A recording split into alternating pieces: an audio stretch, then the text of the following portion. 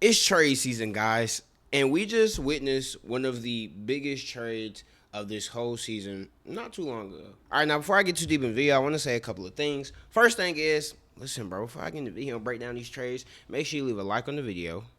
And make sure you subscribe to the channel because I'm going to be covering the whole trade deadline. I've been covering the whole season, all types of things. So I think that if you enjoy that type of content, if you enjoy the NBA, then you should go ahead and subscribe to the channel. I think you're going to enjoy it. But that's all I got. Like, subscribe, and let's get back to the video. Oh my gosh. What did Joker say? And here we go. Whatever it is. We start off the trade deadline with the absolute banger. An absolute banger. Jaren Jackson was traded to the Utah Jazz as Jaren, John Concher, Jock Landale, and Vince Williams to the Utah Jazz for Walter Clayton Jr., Kyle Anderson, Taylor Hendricks, George Niang, and 3 future first-round picks for easier, more digestible way. That's the wrong one. Yeah, for easier, more digestible kind of like viewing of it, you have this right here. The Jazz get Jaren Jackson Jr., John Concher, Jock Langdale, Vince Williams Jr. Grizzlies get Walter Clayton Jr., Kyle Anderson, Taylor Hendricks, George Niang, and the big thing is the 3 first-round picks. So here's the thing about this trade. Immediately, you see this trade, and you're like, holy moly.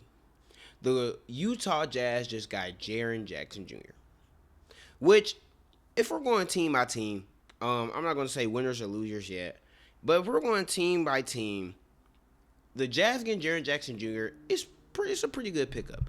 Jaren Jackson Jr. is a good player. He's been having a good little season. And originally it was thought that, hey, the Memphis Grizzlies were going to keep Jaren Jackson Jr. on the team. Like we all thought, I for sure thought that Jaren Jackson Jr. was going to stay on the Memphis Grizzlies. And I thought reports were saying that they were going to be all in on Jaren Jackson Jr. But if we're being real, Jaren Jackson Jr. was never the guy to rebuild around in Memphis. If it wasn't going to be Ja, who had legit superstar and like tier 1 player in the NBA, top player in the championship team potential, then it really was not worth it, right? It really wasn't worth it. You're just better off go ahead shipping everything out and doing the full-on rebuild, right? And getting rid of Jaren Jackson, building around Jaren Jackson just really, in my opinion, would not have been smart at all. Wouldn't have been smart at all. And if you were going to trade Ja, I think it was just best if you trade Jaren as well. So then you have this trade right here where they do exactly that. You get rid of Jaren, you get rid of John, Jock Langdale, Vince Williams, and all these guys for Jaren. And I think you get off of these guys, and it just helps you have a fresh start and get the guys that you want. I think that's the biggest things for the Grizzlies at this point, to get a fresh start and get the guys in. Get the guys who are on the roster now out. That's more of the older team. Back when you had, I'm blanking on bro name, but the former Grizzlies head coach. You get all of those guys out, and you kind of get to bring in the new guys, for a new system with a new coach and all these different types of things. And getting off of Jaren Jackson is pretty good. Not only that, get some pretty promising players. Kyle Anderson Jr., George Niang, they're probably not going to be there long. But you get Walter Clayton Jr., get Taylor Hendricks, 2 huge pieces, right? You get 2 huge pieces, and I don't know, is another trade going down? Sheesh. I've been checking my phone, bro. Trade, it's been booming. But you get 2 huge pieces, not huge, but 2 young pieces in Walter Clayton Jr. and Kyle Anderson, and I think that's phenomenal, bro. I think that's a good return, but I think what makes this so sweet is the fact you got 3 first-round picks. 3 first-round picks? Bro. Now, here's the thing. I am in the camp that picks are overrated. I 100% believe, hey, picks are overrated because at the end of the day, you can have all the draft picks in the world, but if you hit on them, it really does not mean much. And a lot of teams, they'll have all of these picks, but they just simply will not hit on them. Now, when it comes to a team like OKC, they traditionally, they have hit on majority of their picks. AJ Mitchell, Chet Holmgren, Lou Dort, J-Dub. They have hit on a lot of their pieces and their picks. Case and Wallace, they've hit on a lot of their picks and pieces, which kind of, it's pretty nice, right? And that's what a lot of teams see when they have all of these picks, because the Grizzlies have 13 first-round picks in the next 7 years. 13 is absolutely insane. That's dang near 2 first-round picks each and every year. And considering that they're going to be bad, holy moly, the world is truly yours only if you can draft. Now, good thing for the Grizzlies is they have a good track record of drafting. I mean, Jaren Jackson Jr., Desmond Bain, Brandon Clark, John Morant. Like, obviously, they have Cedric Coward is one of my guys this year. They have shown that, yo, the Grizzlies can make some picks. And that is the main thing. If your team can make picks, and I 100% see the upside, right? I 100% see the upside. Now, when going team by team and talking about the Grizzlies, obviously the big trade, they have 13 first round picks. I think that is the main thing for the Grizzlies. Sometimes a trade isn't just about what you get in that trade. It's about some of the things surrounding it. Yes, you give up Jaren Jackson Jr., but the Grizzlies weren't going to make the playoffs. They weren't title contenders. So if you're not going to be like a contender, just go ahead and be ass. Just go ahead and be ass. And I like the fact the Grizzlies are doing this, especially when you hear the fact that the Grizzlies are going to try to get off John Morant as well.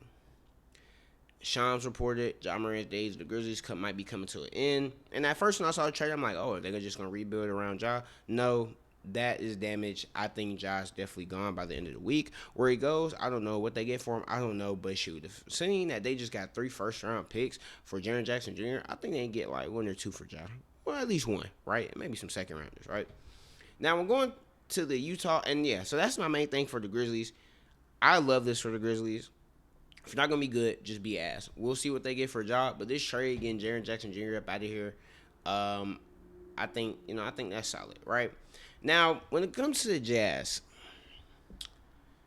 Keontae George, Ace Bailey, Larry Marketing, Jaren Jackson Jr., Walter Kessler. The bench is kind of questionable. Isaiah Collier, Vince Williams Jr., Kyle Filipowski, Jock Landale, Bryce Sensabaugh, and they have a chance at a top 8 pick. So here's my thing about the Jazz. Okay, Keontae George to the moon. Keontae George and Jaren Jackson Jr. and Walter Kessler and Laurie Markkinen will truly be a sight to see. Will truly be a sight to see. Keontae George, with the jump he has had this season, has been phenomenal. He's one of the absolute best players in the entire NBA. One could argue he deserved the All-Star spot this season. He's been phenomenal. He's really like been that good. He was competing for an All-Star level spot this season. Now, if this is your core, let's say Keontae, Ace, and Jaren, and maybe Walker Kessler, I don't know how confident I am in that. I think this lets the Jazz be a good team. I think they're going to be a good, solid team in the West. I think they can definitely compete with this roster in the West. Keontae is going to be great. Laurie is, we know what Laurie is. Jaren Jackson Jr. next to a real-life center and Walker Kessler would do wonders for him.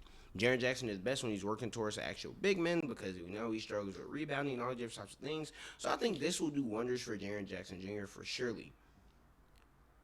But I'm not seeing anybody here who is a tier 1, you know what I'm saying, championship, best player in championship level superstar on here. Now, of course, they're going to be bad this year. They have a chance at a top 8 pick.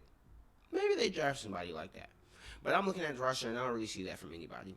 The only person who really has the potential to do that, in my opinion, is this guy right here.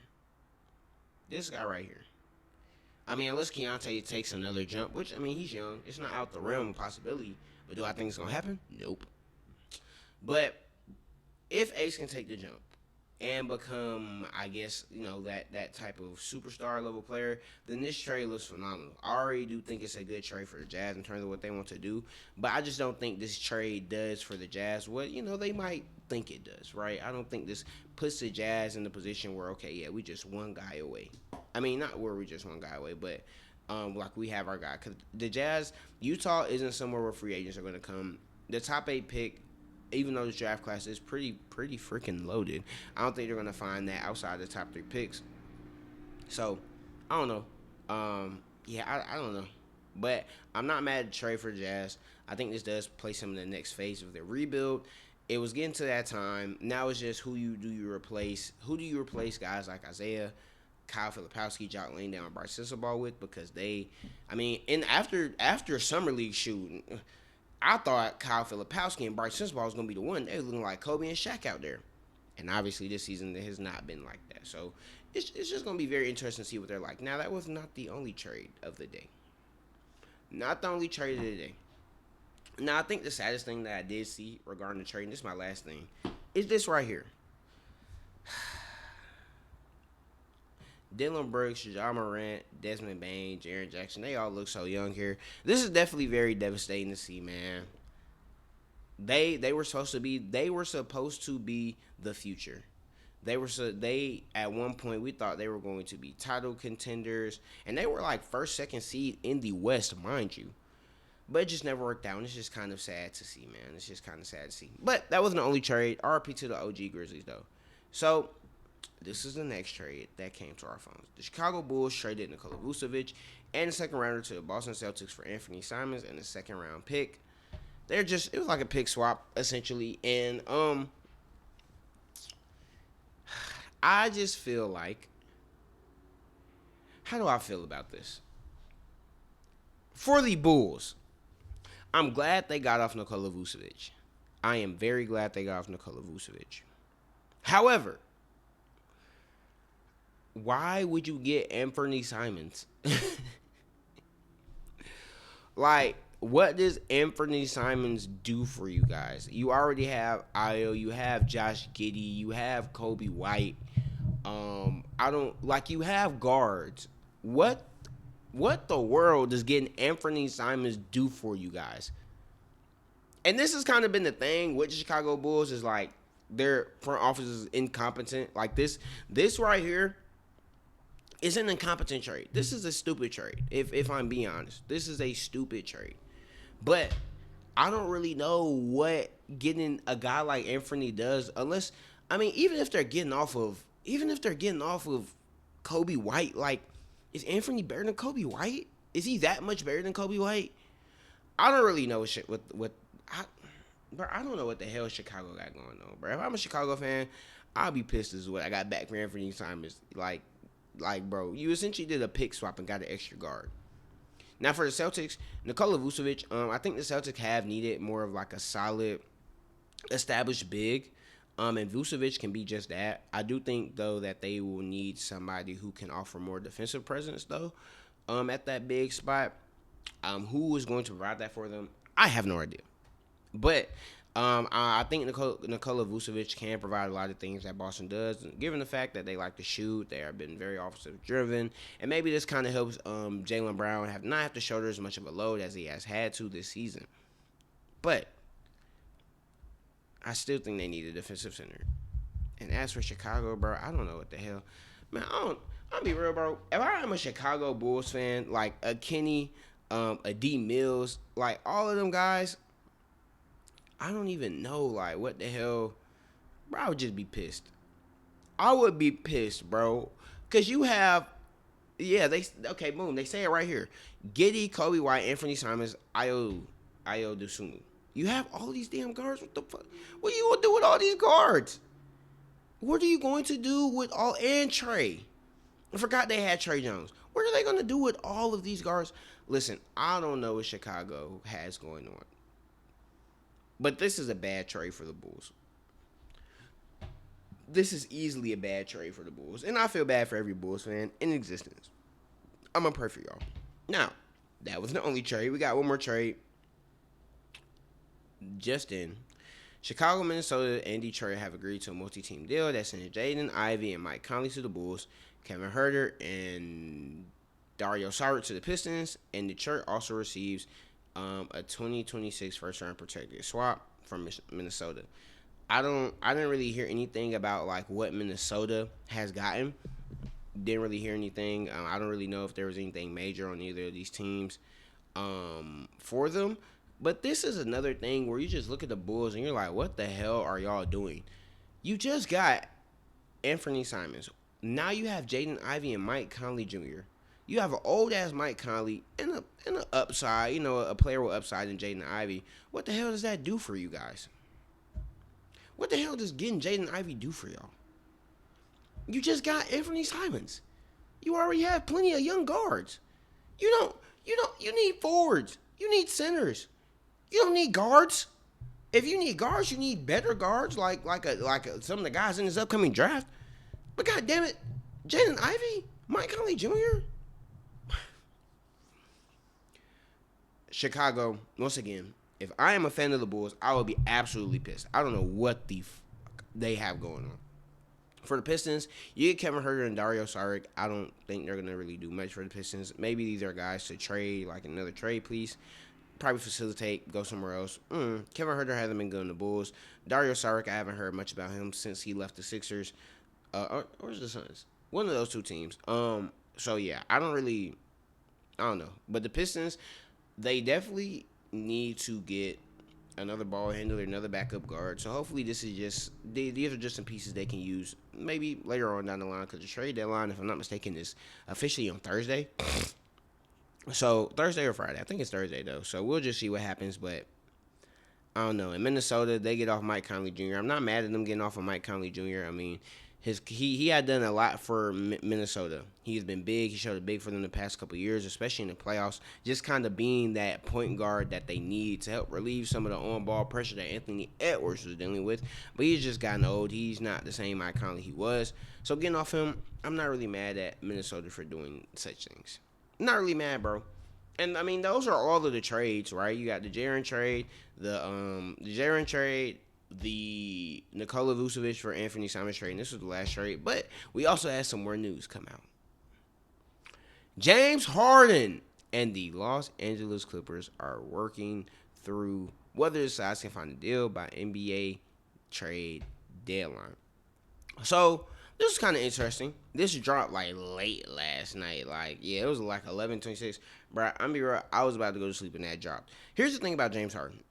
James Harden is a guy who, he's a guy I like to classify as when stuff is going bad, like when shit is falling down, he just likes to leave. He likes to abandon ship. He did it in Houston. He did it in Brooklyn. He did it in Philadelphia. He's doing it with the Clippers. That's just who James Harden is. Same thing is going on with the Clippers. The Clippers have been on a nice run, but it's clear that, like, with the Kawhi thing looming, with the sponsorships, and with their horrible start to the season, even though they have been on a run recently, yeah, James Harden is good as gone. Now where he gets traded to, I don't know. I have heard reports that the Cavs and the Clippers are sitting up here and they're looking and they're like trying to find ways to do like a swap for James and Darius Garland. I really hope that shit doesn't happen because if the Cleveland Cavaliers get James Harden, that makes them worse. It doesn't really help them. But I digress. We're just gonna hope it doesn't happen. If you're gonna get off Darius Garland, don't get an older, more ball dominant, worse version of Darius Garland. Well, worse. I think James Harden is better than Darius Garland at this point. But he's still just a ball dominant guard who likes to have the ball in his hands, who doesn't really do much off the ball, and is not a plus defender. He's better offensively than Darius Garland, specifically when it comes to scoring. But yeah, man. That was the main thing, and of course the Clippers, like, they were kind of surprising that he wanted to request a trade, but bro here said, bro has requested a trade 4 times in 5 years. I don't know why you would be surprised. Y'all are ass. That's just kind of what happens. Boom. And the final thing, Giannis Antetokounmpo is likely to remain with the Milwaukee Bucks past the trade deadline. Yeah, I mean, I already had a feeling this was going to happen. I always looked at that Giannis story as something that was going to come once the offseason hits, just because of how much you have to give up for Giannis. That's something you really have to think about. I don't think no team is going to give up their whole team and then some for Giannis Antetokounmpo. As great as Giannis is, not to say he's not worth that, but the main thing you have to remember with trades, especially for the type of teams that would trade for Giannis, is it's not just about getting Giannis. It's about what you have on the team to pair Giannis with. And I feel like a lot of people don't really think about that in the grand scheme of trades, but that's the purpose of a trade. You're trying to add to your team to make them better. You're trying to add to what you already have. Giannis is not going to come and replace the team. That's not really what Giannis is supposed to do. It's supposed to be Giannis. It's supposed to be whatever they have on the team combined to be the greatest team ever and make a championship or whatever the fuck. But yeah, Giannis likely to remain with Milwaukee. I always saw this coming. I'm not really surprised this happens. I mean, this is what's being reported. If it does come out, Giannis does get traded, boom, I'll eat my words. It is what it is. But yeah, I never really saw Giannis going anywhere for it. It just literally was something that just was not feasible. Not this quick, right? Maybe if Giannis had fully vocalized himself earlier, okay, yeah, I could see it. Yeah, I could be like, okay, yeah, Giannis is out of there for sure, but nah, not now. But yeah, man. Hey, we got a day. Yeah, we got a day. Yeah, it's no more trades. I didn't check my phone. There's no more trades. Jaren Jackson Jr. is on the Jazz. Ja Morant's gonna get traded again soon. This is kind of crazy, but this is trade deadline. This is the madness of the trade deadline. Y'all make sure y'all subscribe. Make sure y'all like. I'm going to be uploading stuff like this as it happens, right? I didn't upload the Jaren Jackson Jr. thing because I knew I was recording NBA Weekly. So, but as the week goes on, and if we get more crazy trades like the Ja trade that's gonna happen, James Harden trade that possibly happened, I will be there. So go ahead and subscribe because you don't want to miss that. But that's all I got. And until next time, peace.